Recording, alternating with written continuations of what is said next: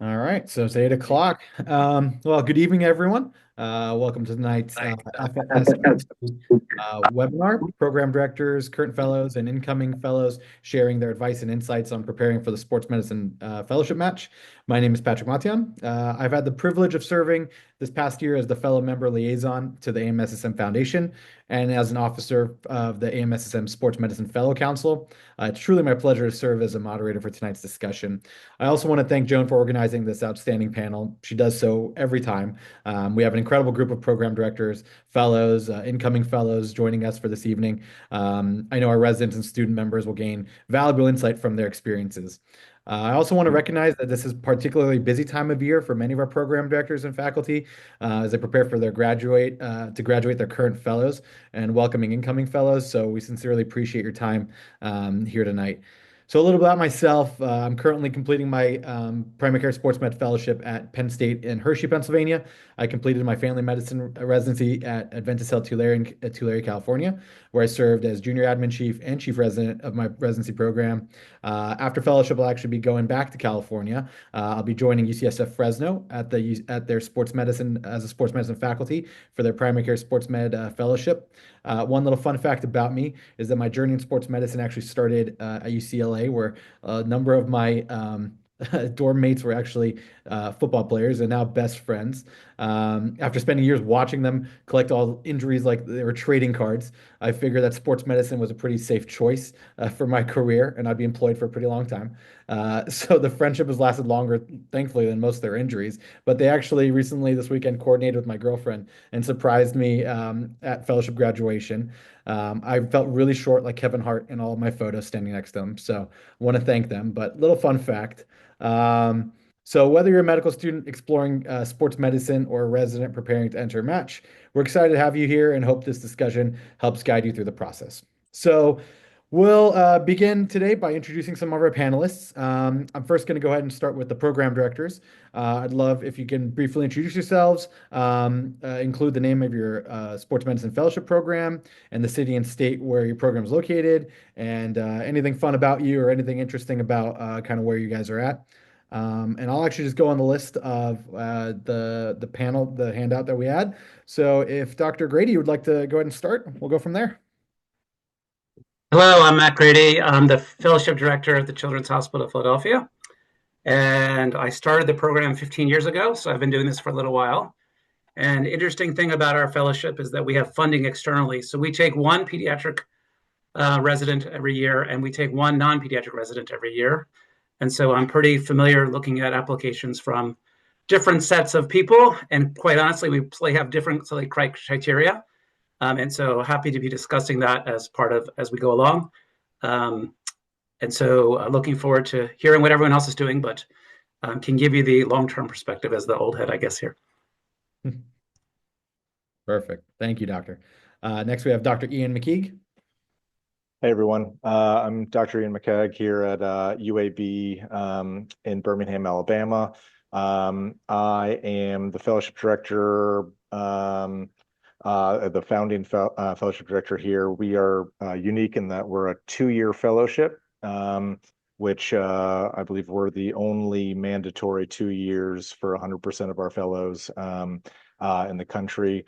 And fun thing about me is I will just stick with the medicine side. I am the head team doc for the USA Women's Lacrosse team. Perfect. Wow. Thank you, Doctor. Thank you for being here. Next, we have Dr. Richard Okragly. Hey everyone, Rick Okragly, the Fellowship Director of the Tri-Health Sports Medicine Fellowship in Cincinnati, Ohio. I've been the director since we founded the program. We took our first fellow in July of 2005. So when we our graduation at the end of this week, we'll hit 40 fellows graduated from our program. It's in Cincinnati, Ohio, convenient to everywhere you want to get to. Fun fact, girl dad of one who's going to college. As I was doing some college physicals the last couple weeks for our basketball players and volleyball players who came to campus, I'm like, you're my daughter's age. This is, starting to hit home there. So welcome. Hopefully everyone gets some stuff out of this. Perfect. Thank you, Doctor. Next, we have Dr. Lauren Porras. Hi, everybody. I'm Lauren Porras. I'm the program director at Vanderbilt in Nashville, Tennessee. An interesting thing about our program, and I'm also an internal medicine physician.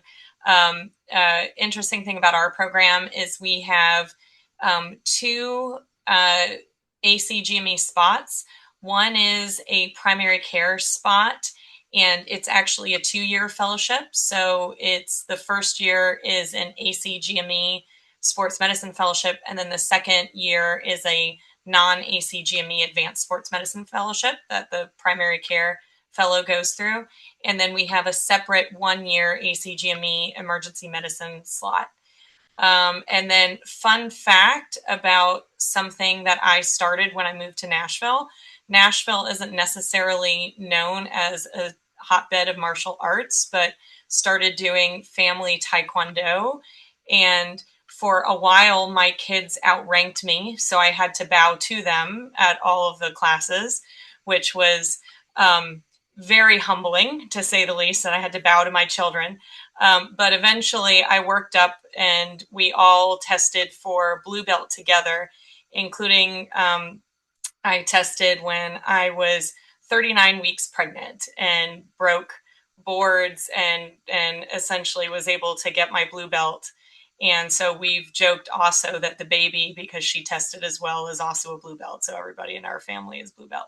So just fun thing. I thought everybody thought I was going to say something about the music scene. So I decided to say something different, since we're trying not to be stereotypical Nashville always. Dr. Porras got us. That's exactly where I was thinking. Next, we have Dr. Jeremy Schroeder. Hey, good evening, everybody. Jeremy Schroeder. I'm the program director for the National Capital Consortium Military Sports Medicine Fellowship. We are a tri-service program taking Army, Air Force, and Navy in the national capital, Washington, D.C. metro area. We are the largest fellowship in the country, taking 8 fellows per year for our 1-year program. And I am also the host and co-chair of the AMSSM Sports Medcast, which is the AMSSM podcast. And so encourage all interested current incoming fellows or prospective fellows. It's a great way to increase your sports medicine intake, especially when you're on your daily commute. I'm also the section editor for the Current Sports Medicine Review CAQ Review. So any fellow or program director who is looking for publications, we're always looking for good writers to do our CAQ Review section. And I guess fun fact about me, I've been married for 23 years and I have 4 kids. And my oldest of which just completed her first year of PT school, and then others down the chain. So just excited and honored to be here. Wonderful. Thank you, Dr. Schroeder. Appreciate it. And lastly, we have Dr. Statuta. Hi, everyone. Good evening. I'm Siobhan Statuta. I am here from the University of Virginia in Charlottesville, Virginia.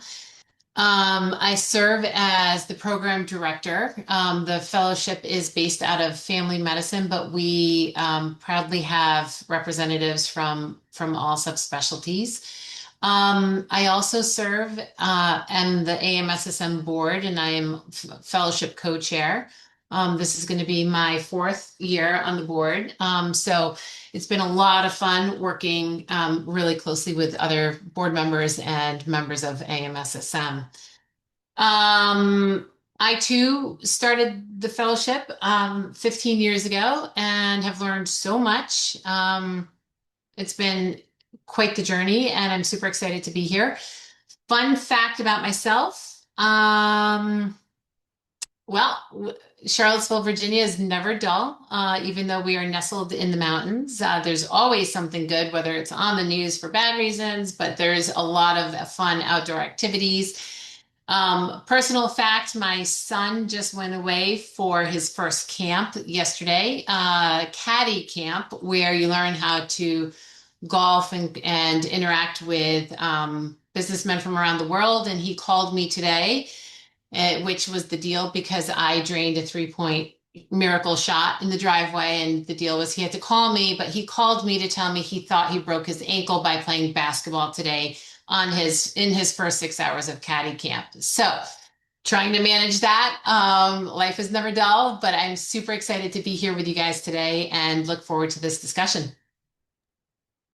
Awesome. Perfect. Thank you, Doctor. All right, so next we'll move on to our current and incoming fellows. Same thing, if you don't mind kind of sharing where you're at, where you're going, and then if you're still in residency, maybe go ahead and share where you completed your residency. And we'll start with someone I actually know very well, Dr. Brezitski. You want to go ahead and lead us off?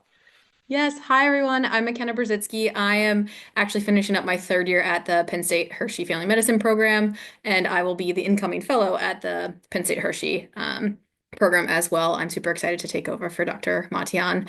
Fun fact about me is our residency kickball team just won our league last Thursday out of over 20 teams. So we are really proud of that win. It was a lot of fun. We played 4 hours straight of kickball. Would highly recommend. There's a lot of fun things to do in this area too. Nice to meet you all. Awesome, Doctor. Yep, you're gonna overshadow me next year completely, which is great. All right, next we'll go with Dr. Carpenter. Hi, everybody. I'm Lauren Carpenter. I'm going to be the incoming primary care Stanford fellow for next year. I did my residency in med peds at IU in Indiana, and then I'm currently working as a gap year hospitalist at Stanford, and I'll be sticking around. Nice to see you all. Oh, a fun fact, I guess, I played volleyball at Villanova, so very excited about the Nova Knicks win yesterday, if anyone was watching. Awesome. Perfect. Thank you, Doctor. Next we'll go Dr. Cara Conrad. Hi, I'm Cara. I am one of the current fellows at Notre Dame in South Bend, Indiana. This past year, I served as the fellowship committee liaison for AMSSM, and I am going to rural Missouri next year, and will be starting a sports medicine practice there, so it should be very interesting. Fun fact about me, instead of studying last weekend, I made 52 pints of strawberry jam. Fantastic. Good to see you again, Dr. Conrad. Next we'll go Dr. Janitz. Hey everyone, I'm Tyler. I'm a current resident at Mayo Clinic in Jacksonville, Florida.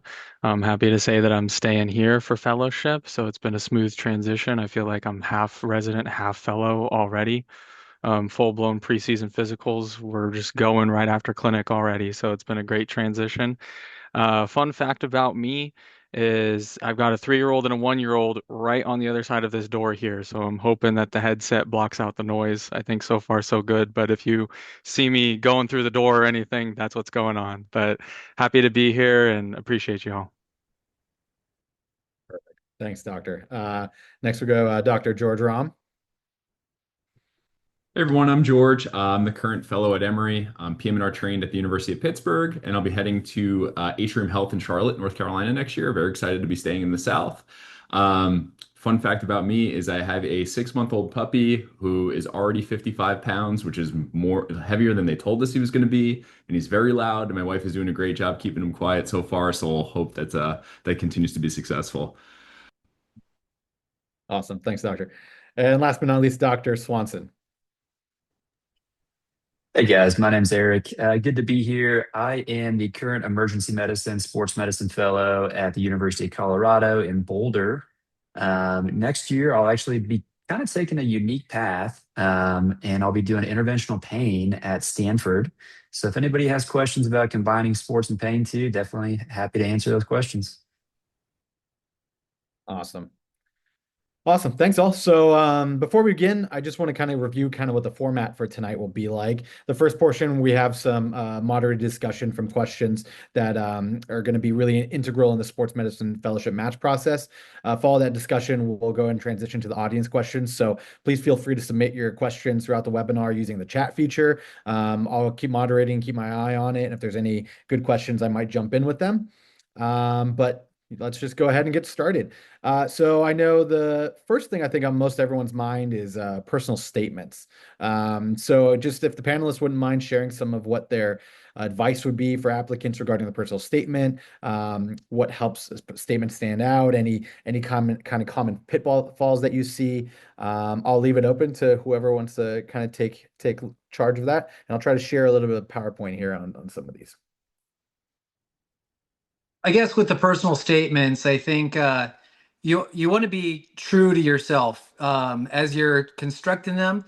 Don't think of what the program director, the committee is going to want to hear, but be unique. So find something true. I know that a lot of us, stemmed our origins to wanting to do sports medicine based on some injury that we had, and that propelled us because of our rehab, and we wanted to give back to that. I get that that is a common origin, but it's a common origin. And I think out of all the applications that I got, probably 80% or more started with that opening paragraph statement. So although that's cool, try to think of something that is unique to you, that's going to help us to pick you out of a crowd.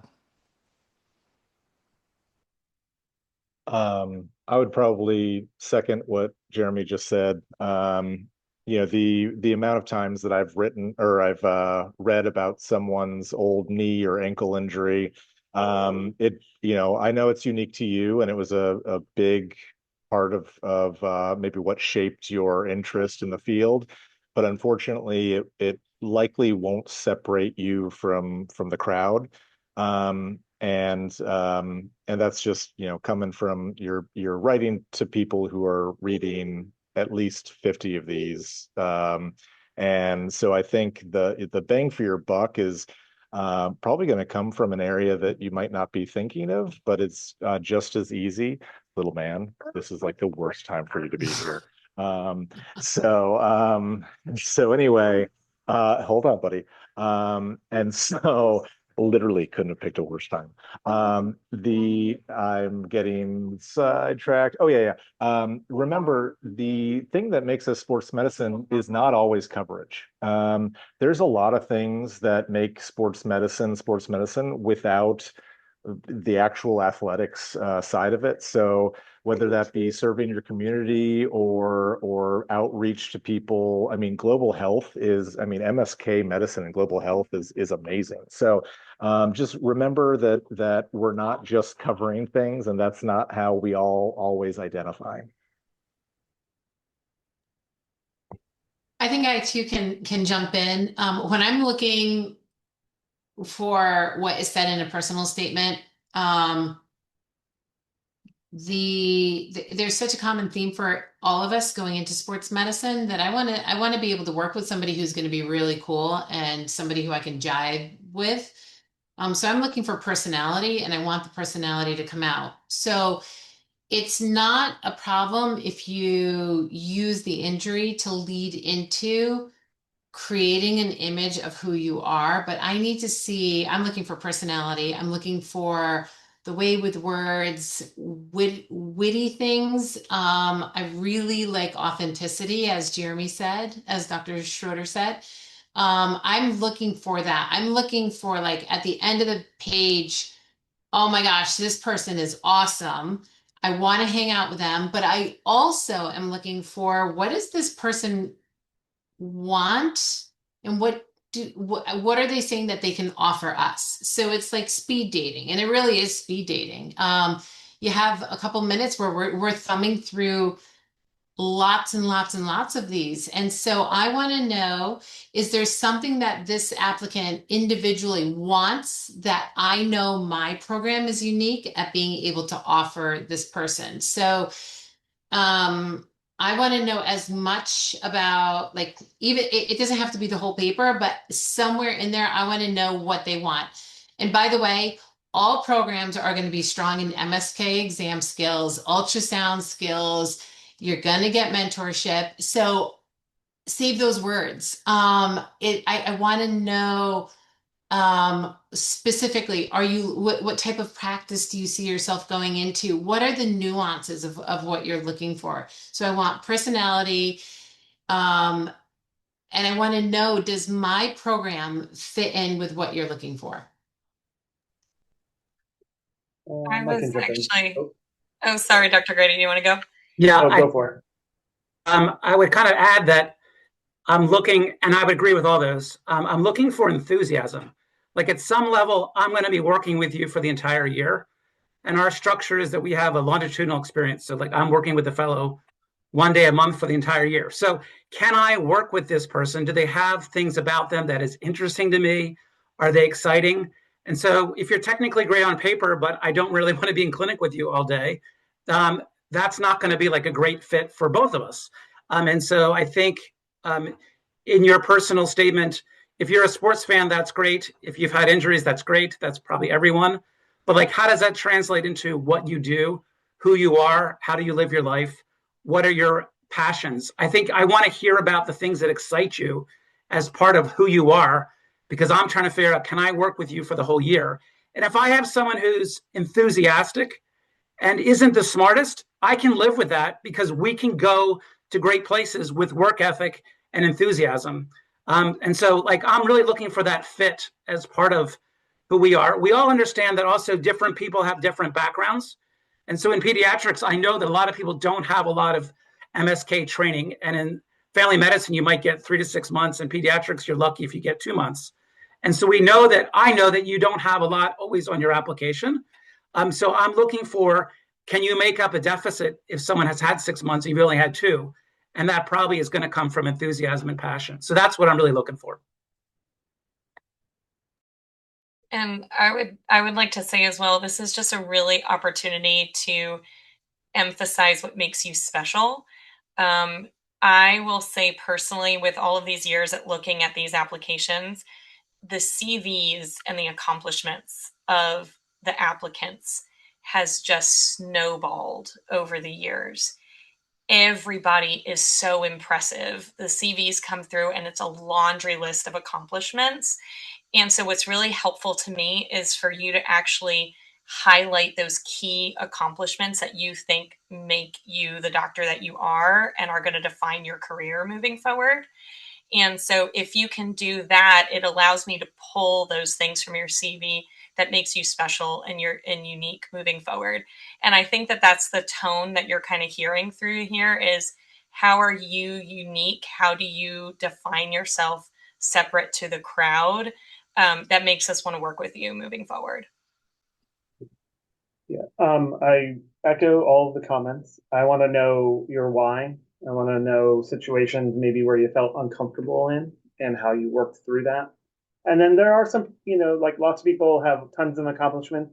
There's some other ones that maybe aren't like, there's some things that you had to work through, some difficulties. And if you have those, like, like kind of figure out a way to address those, and kind of maybe put a learning positive spin on it as opposed to, just kind of ignoring it, and because we see a lot of different things in your application, and those are the ones that, that we as directors can give some grace to if we hear a why, we hear, the story behind, a setback.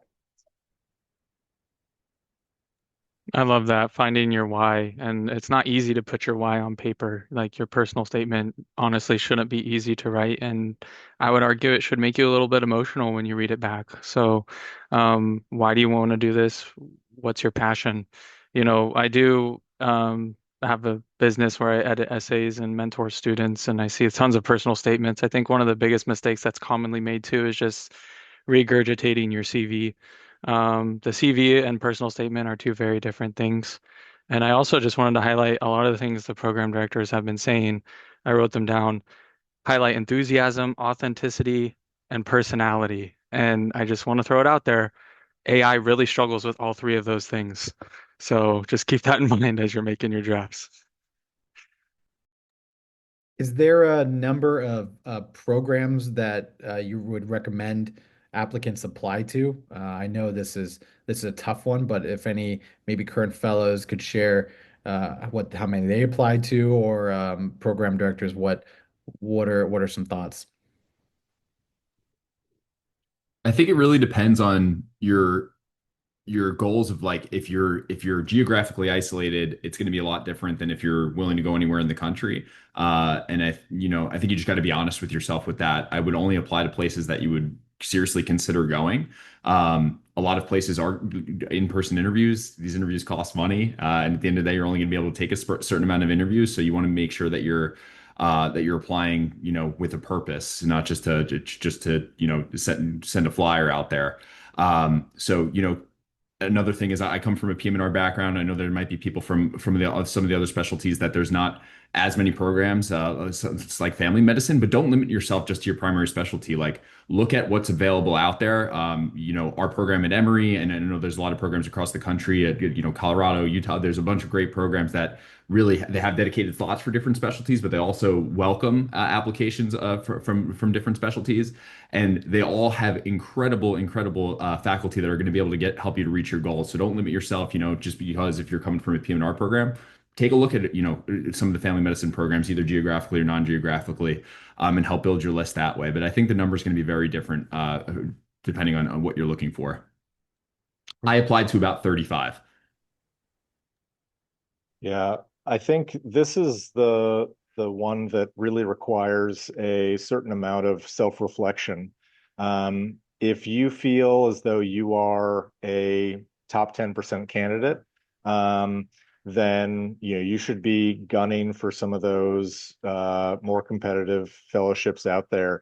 But if you are in the bottom 50%, then you need to maybe consider being a little bit more realistic with some of those expectations, especially if you are unable to do away rotations, which I know the chat has been pretty active talking about away rotations.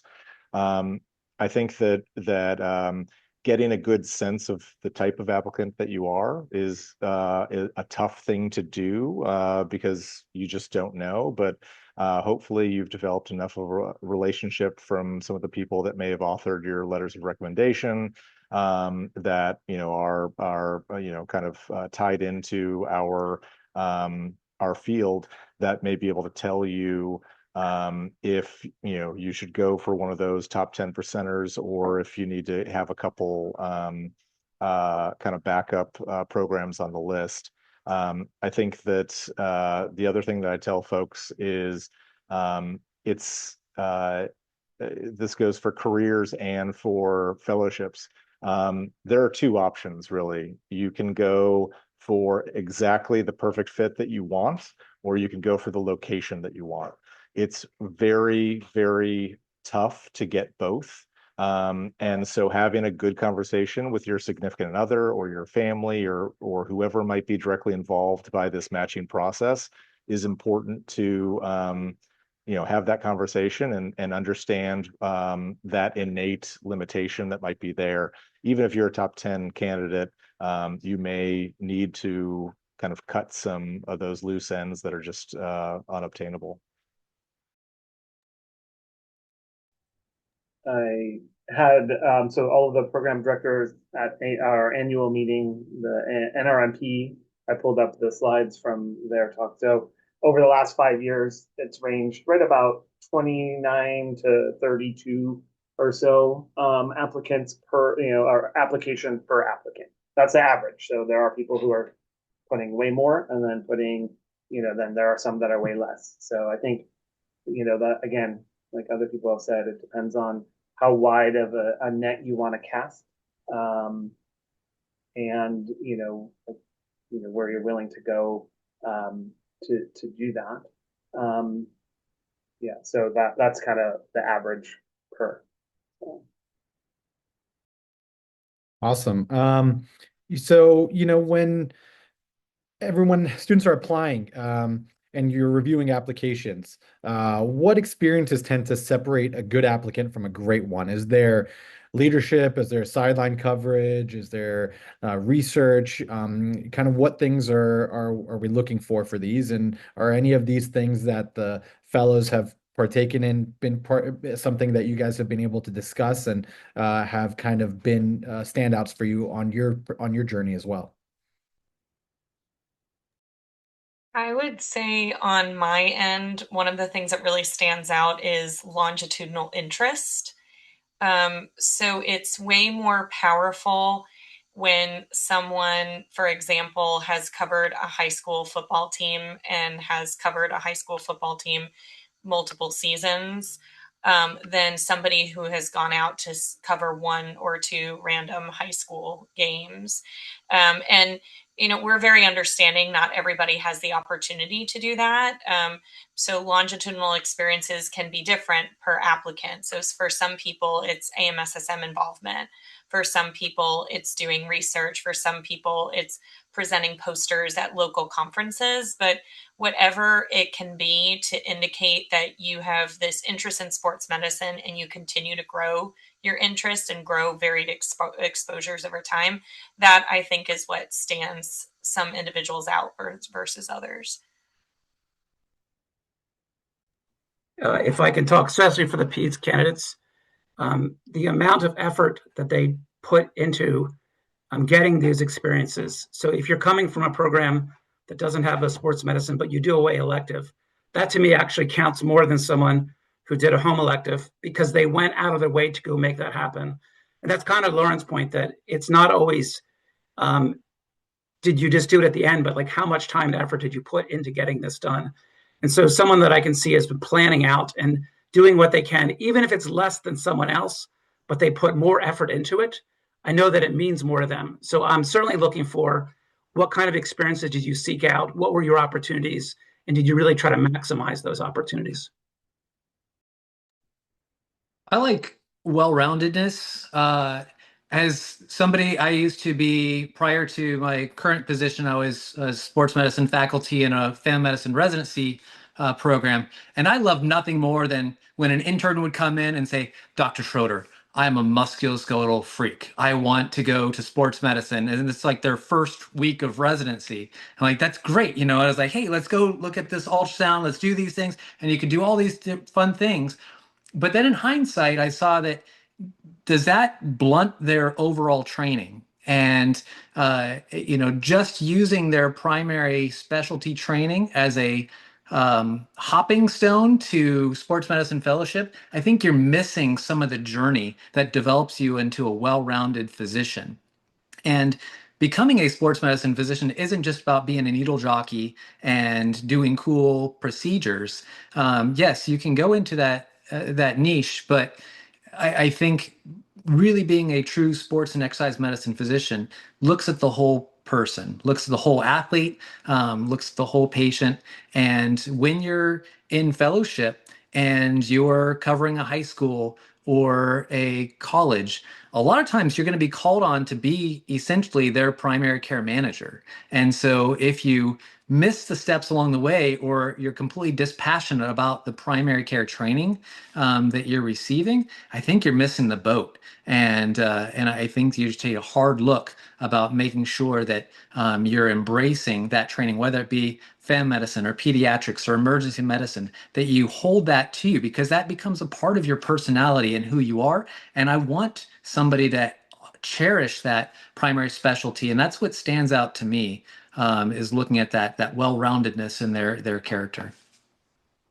Yeah, I just want to piggyback off of that. I think that's great, Dr. Schroeder. Your primary training is so important in residency and for your application for fellowship.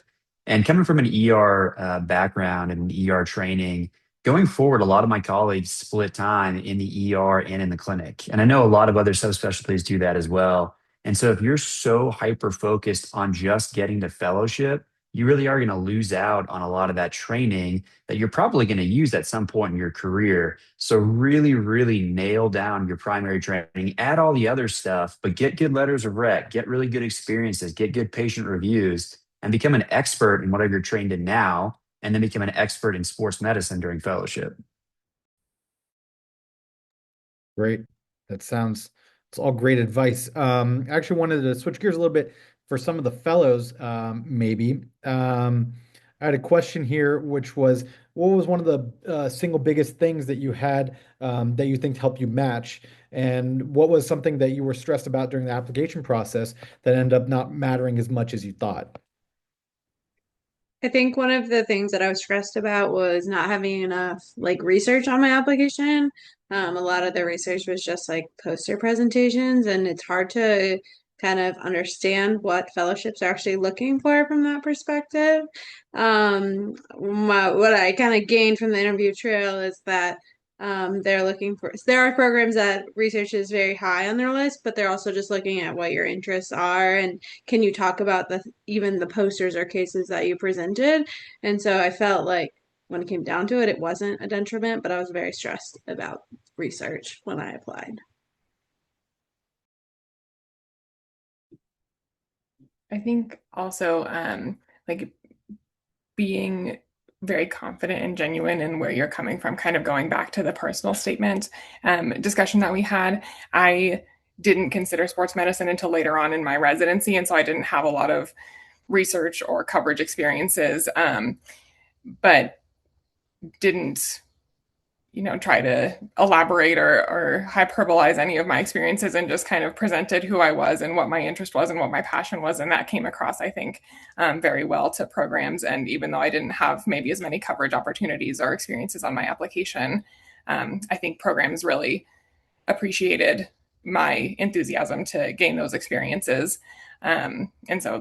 And I think that was something I was nervous about, as well as not having a lot of those things. But programs like Dr. Grady was talking about, I think, really value your confidence in being able to get there as someone who's going to ultimately be responsible for leading sideline decisions and those kinds of things.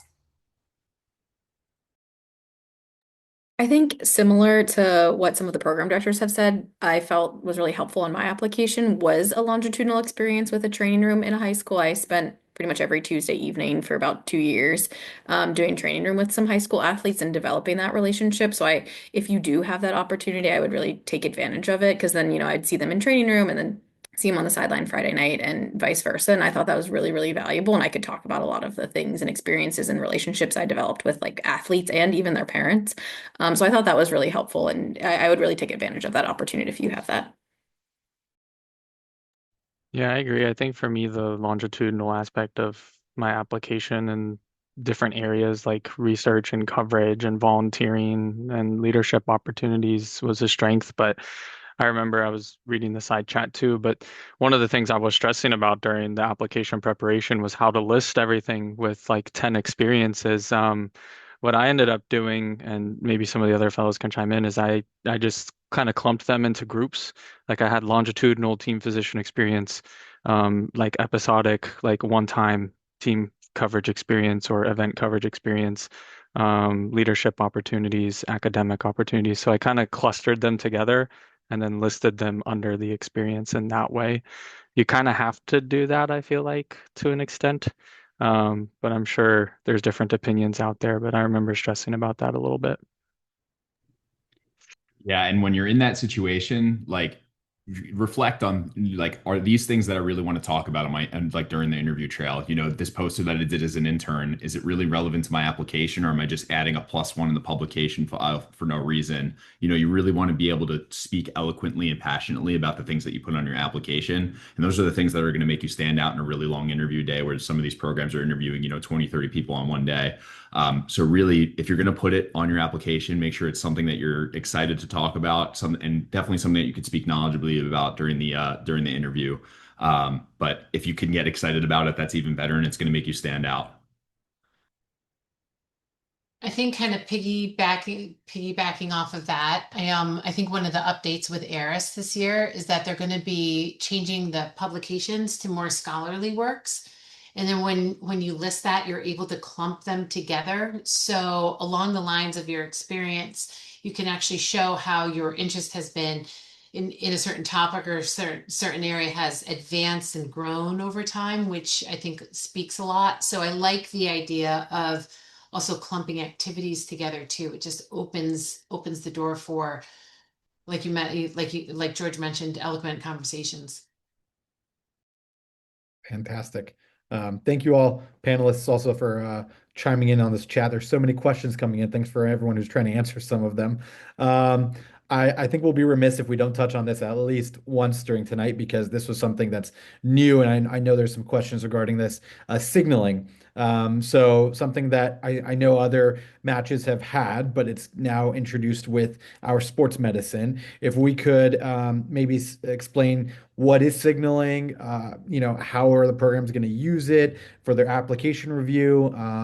There was questions about if you're doing away rotation, are you expected to use that signal? And how much is this really going to impact everything? I know it's the Wild West and we don't all know, but if you guys could share some ideas about all this and kind of explain what it is, and then hopefully we can move on from that. I can jump in as fellowship co-chair. This topic came up about a year and a half ago, and we were asked to go ahead and sign the paperwork for this. And we really wanted to make a deliberate and thoughtful decision as to whether signaling really fit into sports medicine as a community, because we are unique in the fact that we have the different venues that you can at all, that feeds into sports medicine. So you've got family, ER, PM&R, with Pete's. And so we sat back and we watched. And so there were a lot of discussions between knowledgeable individuals and different organizations. And so we agreed that perhaps this year we would go ahead with it. And so as there was some discussion earlier on, we've decided that as a specialty, it is going to happen. We decided on 3 signals. So every applicant is going to have 3 signals that they can mark their highest interest at the time of application. So they mark off 3 programs that they're most interested in. During the application, all the programs across all the subspecialties are going to be listed in one large group. So the program is going to be streamlined to help support the applicants. Regarding the question as to whether you should use a signal for a home rotation or an away rotation, we're asking that you still signal, because we want to make it equal across the board for people. So it's not very fair if you say, hey, wink, wink, I know I just did an away rotation here. Can we use this? We want people who are truly picking their top 3 to mark them with signals. Signals are supposed to get you to the interview. Beyond the interview, you might find that you're not the right fit, or a program either grows on you, or you're like, oh, this isn't probably the best option for me. So it's not supposed to be something that should matter so much after the interview process. And I think from there, I'll turn it over. I don't know what else. This is something, again, everybody is signed in, all the programs are signed up for it. But if you're a program director and you don't want to do this, you can go in and press the toggle to flip it off, so you don't have to do that. We're going to be collecting data. What's the data that we're looking for? We're looking to see how many of the programs that were signaled actually fed into an interview. Those are the things that we're going to be collecting. It's going to be taking several years. All this started with ENT, the subspecialty, in 2019, and it finally rolled out in 2022. In the last few years, there are over 50 programs that are doing this. And so there's more and more impetus to do this. Program directors and applicants really love it. So we're going to be keeping a close eye. We want to hear your feedback in the fellowship department, things that go well, things that are frustrations. This is all information that we need to hear. And also, I believe it's going to be next Thursday. There's going to be a fellowship forum meeting that's going to be hosted on AMSSM on an evening. I think it's next Thursday.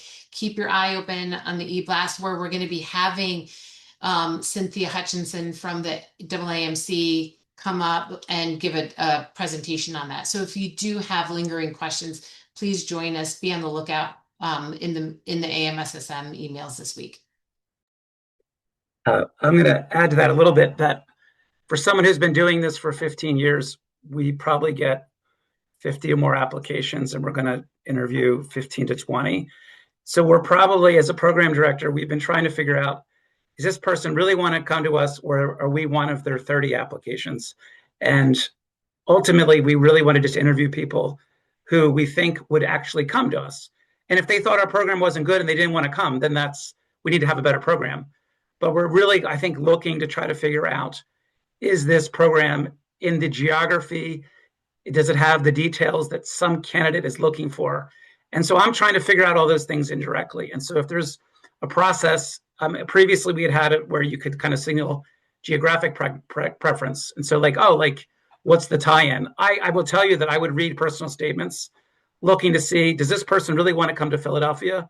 Or are they applying because we're one of the many children's programs and there's only about 15 in the country, so they're supplying to all of them, but really wouldn't want to go here. So I think it's trying to help us find that better match and make sure that we get the right people we're interviewing. And so I think that's like a really great goal, and we'll see how it plays out.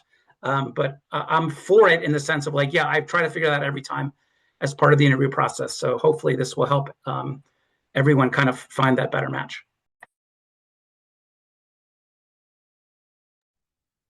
And yeah, I'll second what Dr. Grady just said. I think between the other faculty and I, we've kind of collectively decided that this is, without knowing how we're going to use it, we're planning on using it as a benchmark for, who's actually interested in our program. We're a 2-year fellowship. We're incredibly academic oriented, but a lot of people, at least back when we were brand new about 6 years ago, we were getting a lot of folks that were just applying because they were applying to one of our competitors down the street, and we are affiliated with a Division I college. And then they would get to the interview and you'd say that, hey, what do you think about being, us being a 2-year fellowship? And you'd see their eyes just kind of, and it would click. And I wish I didn't have that experience as much as I did. But yeah, you kind of quickly learn, who's interested and who's not. And this will be a little bit of a way to not waste an interview day on some of those folks. I would also say too that the COVID virtual experience is particularly salient for this, because switching to virtual, and I know a lot of programs still offer virtual or hybrid interview experiences, allows anybody to interview from all across the country with minimal effort. And so because of that, you get a lot of people that are accepting interview spots that may not truly be interested and invested into the program. And so it's been very difficult for fellowship directors to really try to tease that out. So I think that this is going to be interesting, especially as we have these different sort of structures in the interview environment in terms of how this is going to shake everything out in terms of expressing interest. So I'm looking forward to it, to say the least. I'm looking forward to it.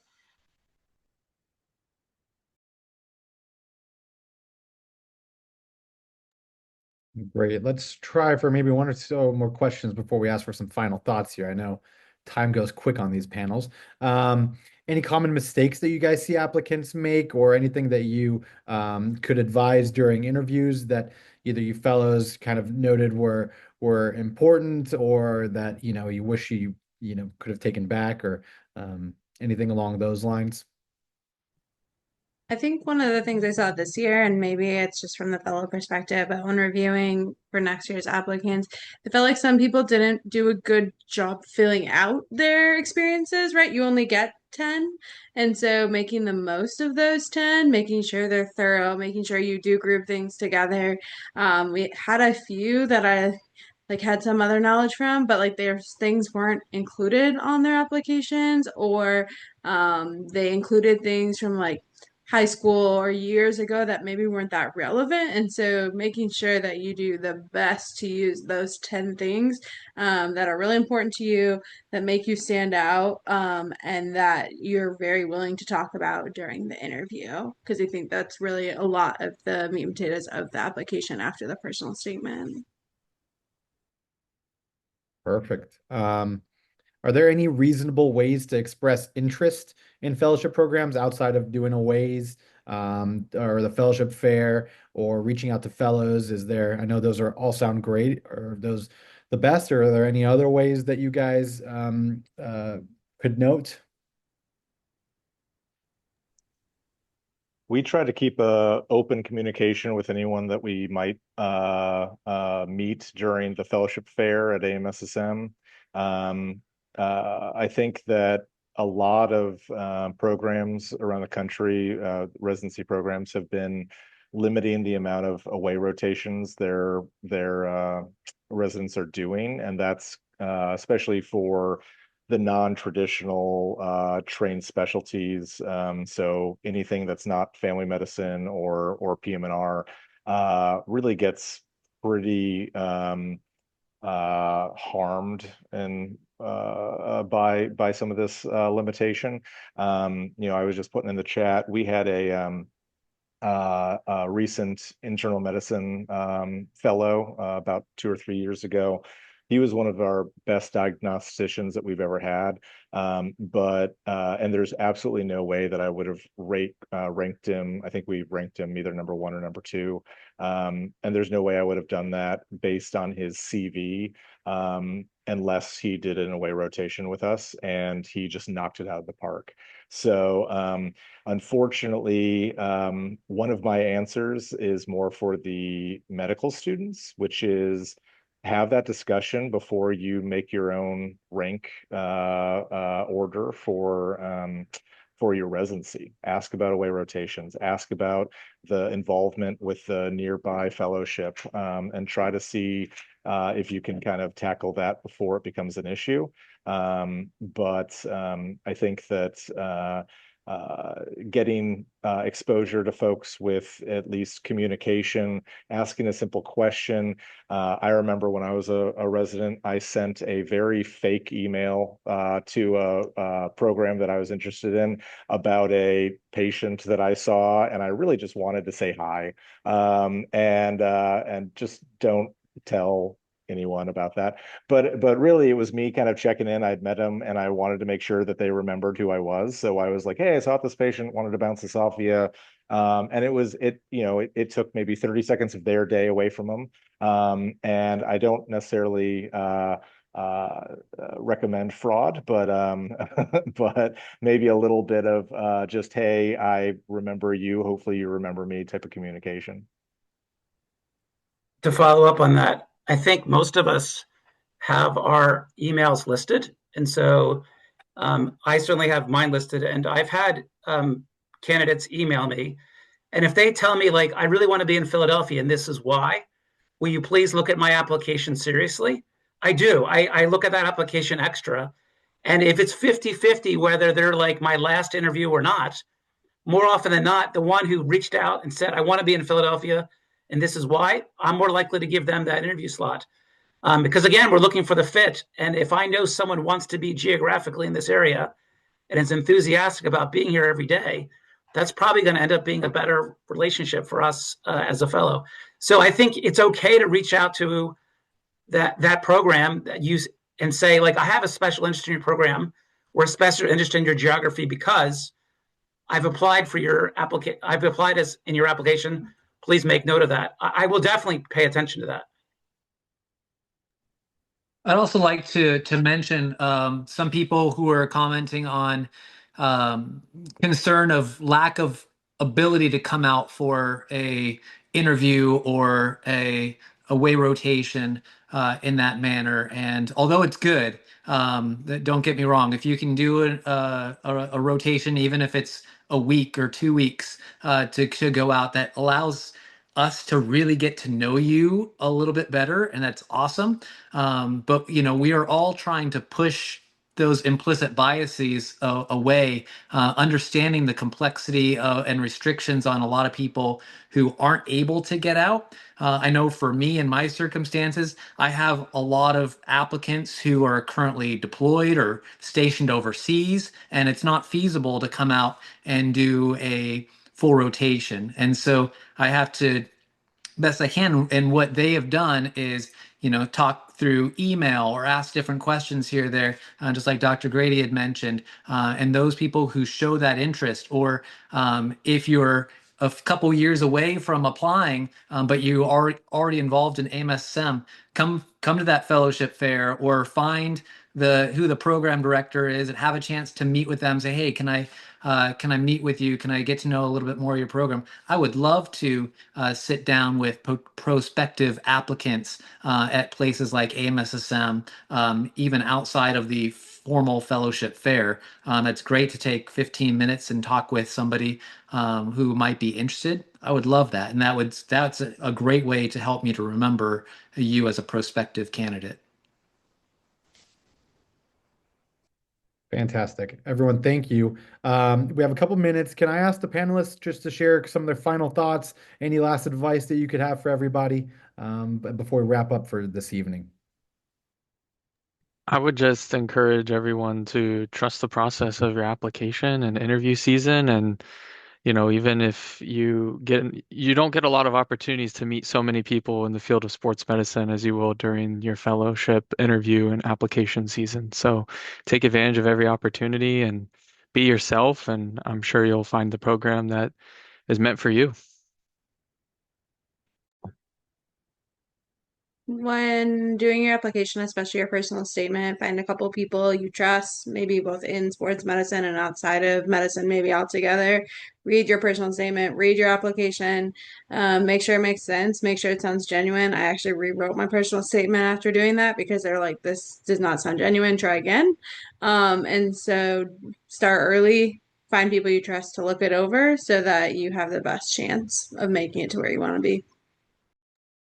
I think what you're kind of hearing over and over again from all of the panelists is that it's not necessarily the best applicant that everybody's looking for, it's the best fit, right? And that's the whole point of this application process, is highlighting your strengths and your goals to make sure that they align with the strengths and the goals of the program. And so none of it is personal. None of it is reflective of anybody's skills. But it's about making sure that everybody can shine mutually at whatever program that ultimately matches together. So that's what I would just kind of say to everybody is, don't take any of it personally and just really use it as an opportunity to just kind of shine and show where you naturally fit within the program that you're looking for.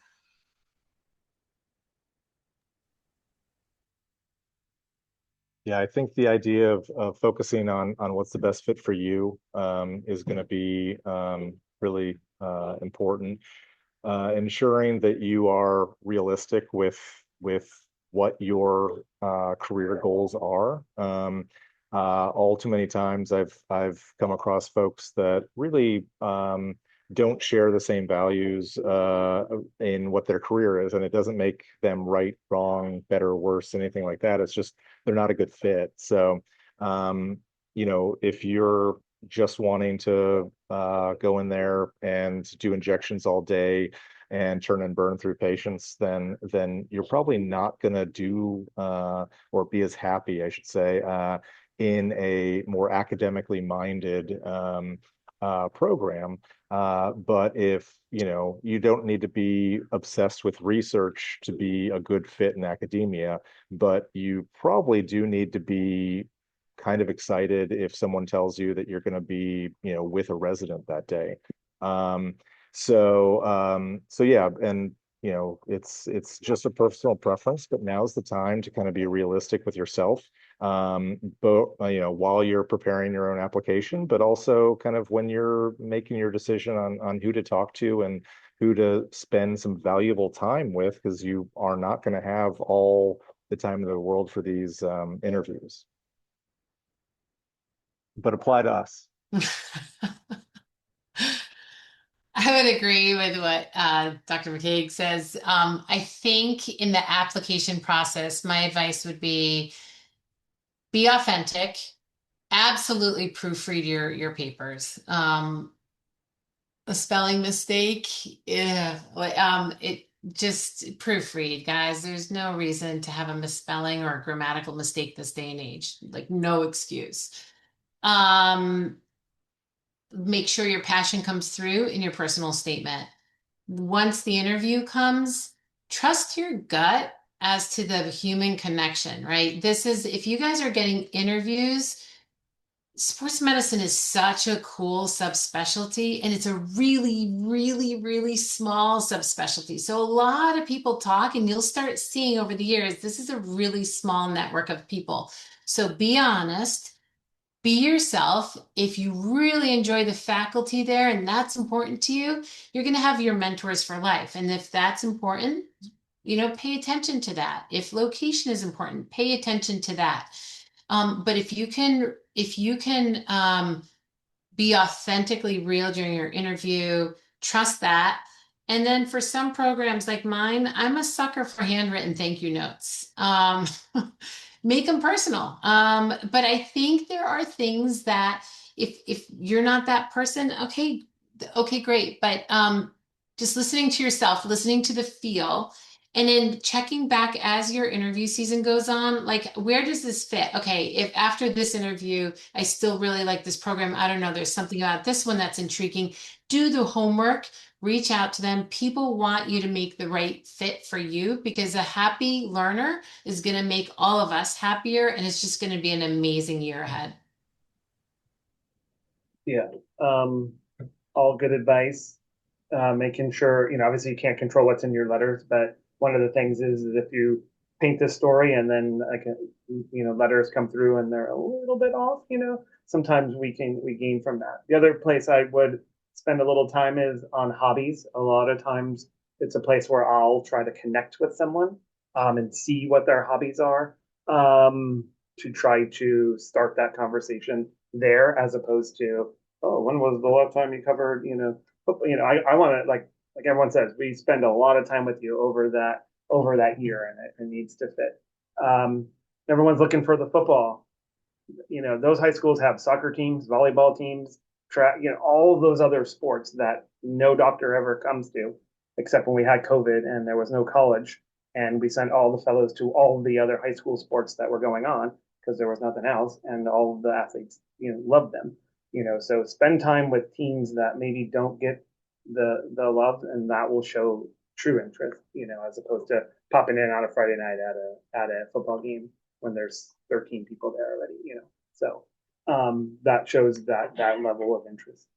But good luck, everyone. There's a lot of people on, so I'm glad there's still a lot of interest in sports medicine. I would add that probably for those who don't have stuff pre-made, there's a lot of races where you could be in the race tent. And at that point, you're actually providing medical care, because there's lots of things.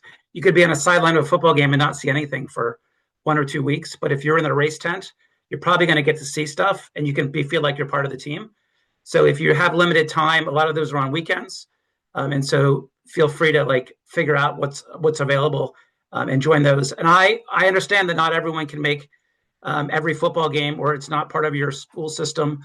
But certainly anyone can make a race event. So if I see that you've done several of those, that demonstrates interest. And I want to see interest across the board in multiple ways. Are you teaching residents? Are you presenting a sports medicine case internally to are you in the teaching process? I've had people lead MSK evaluation in the office for their general pediatrician group. So they're just demonstrating interest. And so ways that you demonstrate interest, I think I pay attention to.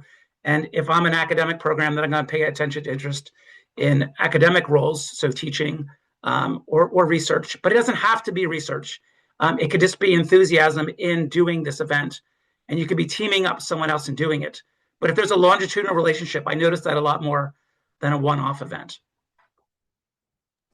And just for me, come out, have fun. This is a great time to be applying. You guys have chosen to enter the coolest specialty in medicine with the coolest people who also like to just have fun and enjoy life. This is a great field, and getting to know this community. Like it's been said, it's a pretty tight-knit community. You get to know each other pretty well. Get involved in AMSSM, join a committee. That's a great way to show your enthusiasm and commitment to the field. And just allow us to get to know you a little bit better. But come out on the interviews and just enjoy it. And you'll get to see how fun the fellows are, how much fun they're having, and just come out and enjoy it. We want to be around fun, cool people, and so just be yourself and enjoy the journey. Wow. Well, thank you everyone so much for that. Honestly, I want to thank the panelists so much for spending your evening with us. All this advice was amazing, very, very helpful. So we hope all of our residents and students were able to take something great away from this. This is great guidance that we have. Any questions that were in the chat that we may not have been able to get to, we're going to ask the panelists to kind of share their advice over email. So we'll hopefully get to all of them. And thank you for everyone who was kind of getting in the chat and helping us out. But before we conclude tonight's webinar, I want to encourage that you guys attend 2 other SMFC webinars in the series that are both scheduled tomorrow night, back to back. So that'll be tomorrow, June 16th at 7 p.m. Eastern Time. We'll be having the Emergency Medicine and Internal Medicine in Pediatrics Fellow Panel. And then at 8 p.m., we're featuring the Family Medicine Fellow Panel, sharing their advice and insights like today. So with that, on behalf of the AMSSM Foundation and the Sports Medicine Fellows Council, I want to thank you again for joining us tonight. It's been a pleasure serving as your moderator. We wish you all the very best in your sports medicine journeys. Thank you all so much. Have a wonderful night.